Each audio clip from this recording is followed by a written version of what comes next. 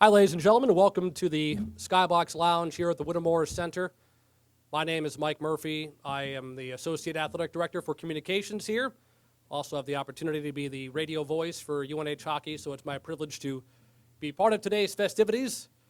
We are here to formally introduce Mike Souza as the new head coach of the UNH men's hockey team. Coach Souza will be available for media following the opening comments that he will make, as well as Athletic Director Marty Scarano. So before I introduce Marty, a few words about Mike Souza. I know most people in this room are very familiar with him, but not everybody is, and he's not about to sing his own praises, so want to kind of familiarize yourself with what Mike Souza has already meant to UNH hockey and to college hockey in general.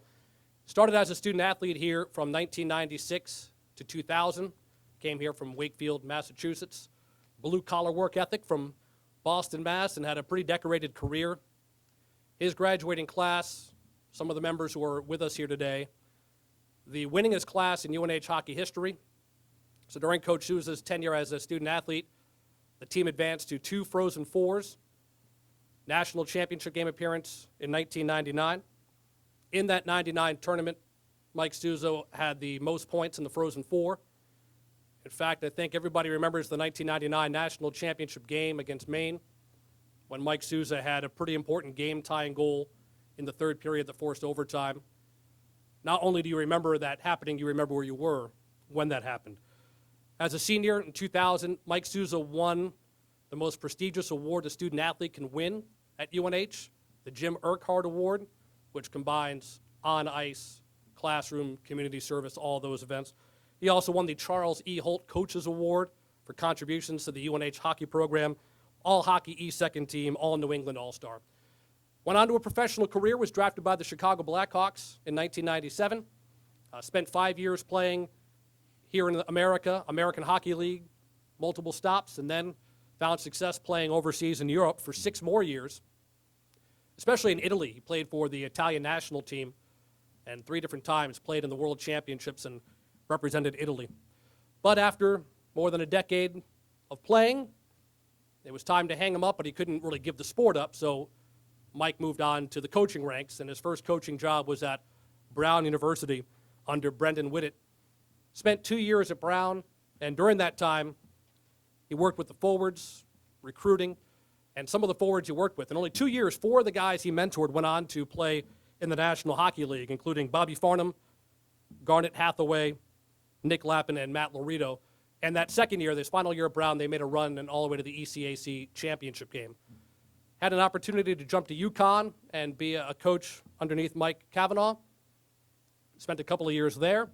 Was a big part of the transition for the Huskies into the Hockey East Association, where they became rivals of the Wildcats. Worked with power plays, recruiting efforts there. Became the associate head coach in April of 2015. Didn't last long there because an opportunity presented itself for him to come home and work here at the University of New Hampshire under Dick Umile. So he worked for the last 3 years with Coach Umile, associate head coach Glenn Stewart, as an associate head coach, primarily with the defensemen and the power play units.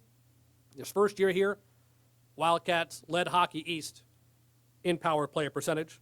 Andrew Podorowski burst upon the scene, was a relative unknown that year, while had a huge year in terms of power play points, led the NCAA with 24 of those. Matthias Cleland was the top scorer among defensemen on the power play. That next year, Tyler Kelleher, he loaded up on a lot of power play goals and ended up a finalist for the Hobie Baker Award. Matthias Cleland once again had a super season as a scoring blue liner. So then we talk a little bit about his attributes, and I'll promise to wrap it up, but I should mention he is a Hall of Famer from Wakefield High School. He's done a lot of great things, but he's very humble. You're going to learn that when you talk to him. He's humble because of his beginnings. He's humble because of all the great players he had the opportunity to play with here at UNH, and certainly humble because he coached underneath the legend in Dick Umile. But most importantly, he's humble because when he goes home, his wife is a lot more accomplished than he is in almost every aspect.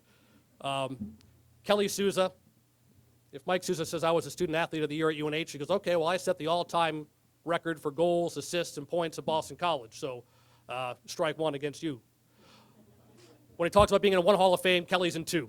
The BC Hall of Fame and also the Noble and Greeno School Hall of Fame from her high school attributes. And even getting a coaching job sounds pretty good if you're Mike Souza, but all right, Kelly coaches a couple of teams. She coaches Bridgeton Academy and also coaches the Assabet Valley girls team. So Mike is humble at home because nothing he's done hasn't been done better by his wife. And enjoy the time now, Kelly, because it's not going to be too long before their daughters, Ava and Ella, start to become the true stars of the family. So I kid because I have nothing else, but in all seriousness, this is one of the most important days in University of New Hampshire athletics history, certainly UNH hockey history, so I'm just proud to be a little bit of a part of it, but there's a lot more to come. Now, please welcome to the dais the athletic director here at UNH, Marty Scarano. Thank you, Mike, and especially appreciative of all you coming out today as we turn to this very exciting chapter in the history of UNH athletics and UNH hockey. I'd like to acknowledge a few people that have come today to support Mike's introduction. Of course, Coach Umili's here with us today. Thank you, Coach. We have the board of the Friends of Hockey here today.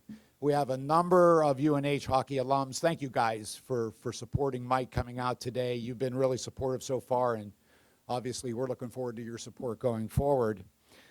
Chris Clement, our Vice President of Administration and Finance, is with us today. Thank you, Chris, for coming. Most of all, though, thank you, and I want to acknowledge Mike's family sitting up here in the first couple rows, his mom and dad and his daughters and Kelly and his in-laws. Very proud day for you. I think that, you know, in an arc of a life, this is going to be one of the proudest days. So congratulations to you folks for getting Mike to this point. I think we all know the obvious, that UNH hockey is an iconic collegiate program. It's one of the great programs in not only collegiate hockey, but collegiate sport. And it was built on the shoulders of a lot of great people, but two of which I want to mention today. That would be Coach Charlie Holt and obviously Coach Umili. And that's enormous responsibility that we have to follow in those great shoes and to do things the right way. Also, UNH hockey is and will continue to be one of the most important touchstones, not only for this department, not only for this university, but the entire state of New Hampshire. I think you all know well, and I certainly know well because I was outside of UNH hockey out west in the Western Collegiate Hockey Association, how synonymous the state of New Hampshire is with its men's hockey program. Still, when we go places, and many of us go throughout the nation on various committees and things, it's synonymous. When people hear the name University of New Hampshire, they automatically think of the men's hockey program, and always in very positive terms. It's vital, and I take this responsibility very seriously, that we're keepers of this program, and we need to get this right. We need to keep things on the arc that they've been on, and we need to get it right here at the University of New Hampshire regarding hockey. And the significance of that responsibility is not lost on any of us, certainly nobody in this room. When Coach Umili and I started discussing a few years back about his last chapter, if you would, here at UNH, we were very, very thoughtful in our aspirations of who and how to turn the reins of this program over. It became clear pretty early on that Mike Souza was someone that was doing all the right things, that embodied everything that we hold dear in men's hockey, and he was proving himself as a very young, talented coach in the game. As Mike already outlined, Mike Souza's career here and professionally speaks for itself. But most of all, what sold me on Mike was how he approaches his work, how his personality segues perfectly with who we are in this department. As you all know, we have a number of fabulous programs here, a number of fabulous coaches, nationally recognized coaches, as was Coach Umili. The fact is, we look very carefully for people to fit into our culture. That's important in every athletic department.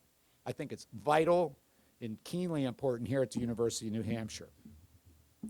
What I found out early on about Mike as I got to know him over the years, and what I think is exciting going forward, he's a very unique blend of old and new, if you would. He has old school values, old school mores. As we said, a kid out of Wakefield that had options coming right from high school to the University of New Hampshire, improving himself not only on the ice but in the community, in the classroom, kind of embodies that old school mentality that we hold dear and is successful here at UNH.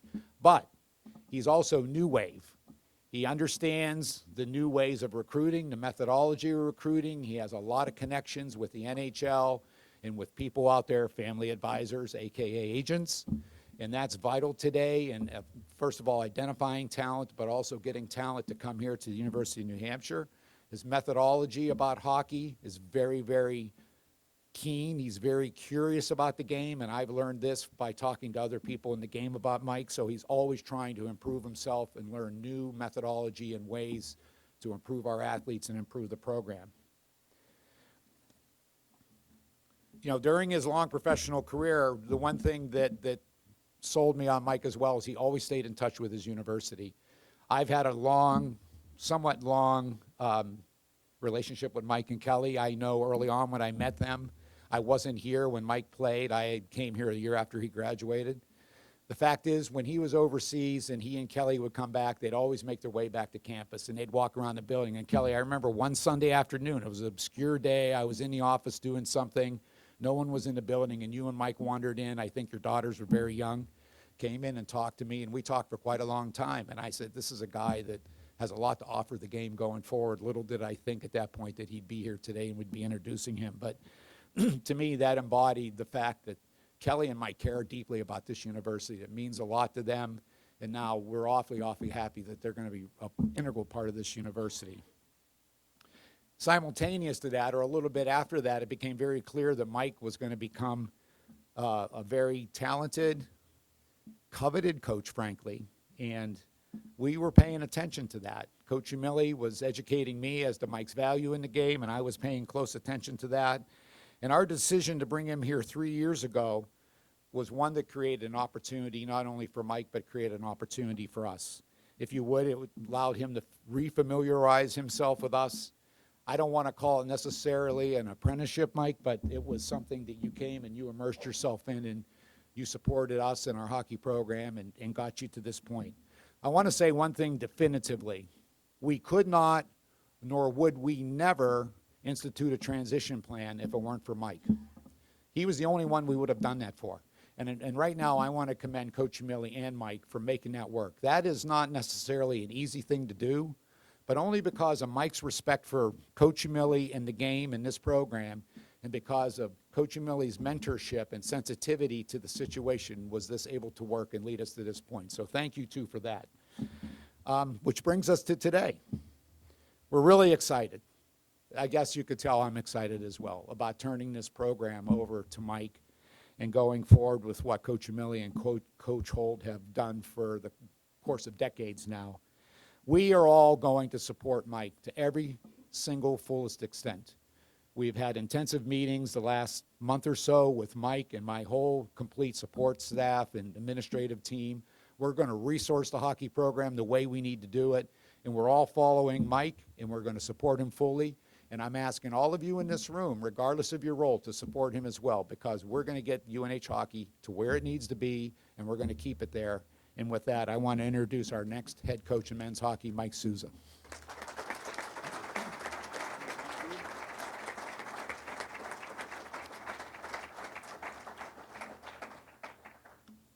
Thanks, Marty. First off, I'd like to thank Marty, Chris Clement. Seems like yesterday Mark Huddleston and I had a conversation. I know Mark's not here today, but I want to extend my sincere gratitude to Mark, wish him well in his retirement, and thank him as well for the opportunity that's been presented to me and my family. I can't tell you how humbled and honored I am to be standing here as the keeper of this program moving forward. But what I really want to thank these guys for is the opportunity that it's given me here. The opportunity to give back to the university that I love so much. Okay, that's what I'm most thankful for. And clearly and obviously thankful to Coach Umili.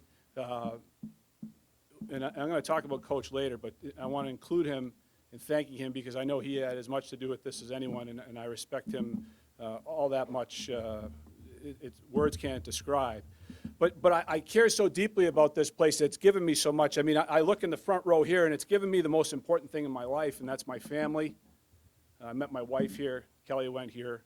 And obviously my two beautiful daughters, who are just the biggest UNH fans out there. And, you know, I owe so much to this place. You know, I'm so humbled today that guys like some of my former teammates that don't even live in the area are here. You know, Dan Enders is here, was a captain with me here. Ty Conklin, Tommy Nolan, you know, Mark Doherty's here. Mark and I didn't play together, but a little story. Obviously, people may not know. I grew up in a town called Wakefield, Mass. Well, Mark Doherty, who's an alum, was in the town of Reading, Mass., which is the next town over. And Mark's dad, Peter, had a sports store that I worked at as a kid. It was like the rival town, okay, one of the rival towns. Well, Peter Doherty had a tremendous amount of influence on me attending UNH. You know, if you knew him, he used to tell me, why would you ever go to BU or BC? Are you crazy? Are you stupid? He'd say stuff like this to me all the time. And the propaganda towards UNH was at times overwhelming. But Peter, and I've never publicly recognized Peter or Mark for their influence in me coming to UNH, but they had as much to do with me coming here as anyone, just because of that time in my life when Peter was almost as a father figure to me. I worked at a store every day, and he loved Richard. He would talk about Richard and Coach Umili, for those that don't know what I'm talking about, but and he would just talk about how great Richard was, and then, you know, obviously Sean Collins and Stephen and some of these guys followed after us. And you know, I want to recognize Peter, who's since passed away, as being a tremendous mentor to me, and I'll be forever grateful for him. Some of my friends that are here from home, too, I'd like to recognize my buddies from home. But with that being said, I want to get one thing clear. Today is not about me, okay? It's not. Today is about our players, our current players, okay? Today is about our alums, okay? And today is about our fans, okay, and our supporters, okay? UNH hockey belongs to all of us, okay? And I really sincerely mean that, okay? The goals of our program, they don't change because Dick Umili is retired, okay? The goals of our program, to be honest, are probably no different than the goals of Providence College or Boston College. Our program goals are, we want to be the top team in Hockey East in the regular season. We want to win the playoffs. We want to be playing hockey this week, not having a press conference. Okay, we all know that. And ultimately, we want to make the NCAA tournament, win the NCAA championship. Okay, those goals are you know, they are who we are. I mean, they're no secret. Those goals are the same everywhere. Okay, but you have my word that our staff will continue to strive for excellence every day with a relentless work ethic. Okay. And continue to build on the foundation laid here by Charlie Holt, Bob Cullen, and ultimately by Dick Umili, okay? Coach Umili's ability, okay, to put his players above all else is what will always be his greatest legacy to me, okay? You know, I was joking with Marty the other day. I said, you know, Coach, he never had his own son, okay? But he's got hundreds of guys that at a crucial time in their life looked up to him as if he was a father figure. And as a coach, you know, and I know other coaches in our department, and Marty mentioned them, we have a lot of them, that their players and their alums feel the same way. Because I was here, well, you know, and they're still here, whether it's Sean or Robin. We just do things the right way. And I understand, folks, that people have asked, oh, you got Mike, you got big shoes to fill, there's big shoes to fill. And what I say is, yeah, I do. But they need to be filled by all of us here at UNH, not just me. I'm happy to take the lead on filling them, but it's going to be a collective effort, on all of our parts, because we as a department, folks, we all share it. Our programs all share in the same goals. Okay, we want to win, naturally. We want to graduate all our players. Okay. But what's most important to me is every one of our coaches wants to prepare our players so that the 4 years when they leave UNH, okay, are better and more successful than the years they had while they were here. I mean, that's our greatest challenge as a coach, is to, when I, I joke with Murph this morning, I said, Murph, the saying that gets me the most is when I hear someone speak and they say, oh, the 4 years of college were the best 4 years of my life. If our alums say that 10 years after they've graduated, I'm going to look myself in the mirror and say, I failed that kid in some capacity at some point, because I haven't prepared him enough so that the 4 years when he leaves here are better than the 4 years that he had while he was here. And I truly, truly mean that. And that drives me all the time. And as a program, I think we can accomplish our goals that I stated before by recruiting driven people, okay, who aspire to do a couple things here. One, they aspire to play pro hockey. I want all our players to want to play professional hockey. And that may mean playing at the lowest levels possible or playing the National Hockey League, but I want our guys to aspire to play pro hockey when they come here. I want our guys to aspire to get a degree, okay, from an incredible university, all right? And I want our players that we recruit here to want to leave a positive impact on the university during their time here at UNH. I truly believe that. In terms of how we're going to play, yeah, I want to play fast. I want to be able to skate and play with skill. We've had some skilled players here. We're not going to lose our identity there. We're going to be as competitive as any team in our league, okay? But a competitiveness that centers around physical and mental toughness and continuing to play the game the right way. There's not a lot that's going to change about our style of play, okay? And above all, I want to fill this building again, all right? I want to fill the Whittemore Center, not when we play Maine, but when we play every opponent. Because that's the way it was when I was here. That's the way it was when Danny was here, or Ty was here, or Tommy Nolan was here, and the list goes on and on. That's what I want for our guys. I want them to be able to experience the same things I experienced here as a student athlete. Now, I truly mean that. And I think that there's so much about our program to be excited about. I really, truly believe that with our young core of players, players that we have coming. There's a lot as a coach and as a fan base and as a department to be excited about. I'd like to acknowledge, Murph had mentioned before, a couple people, Brendan Whitted, for taking a chance on me at the recommendation of a former roommate of mine, Mark White, who was his associate head coach at the time. I was still playing, uncertain as to what I wanted to do if I was going to go back to Europe to play again.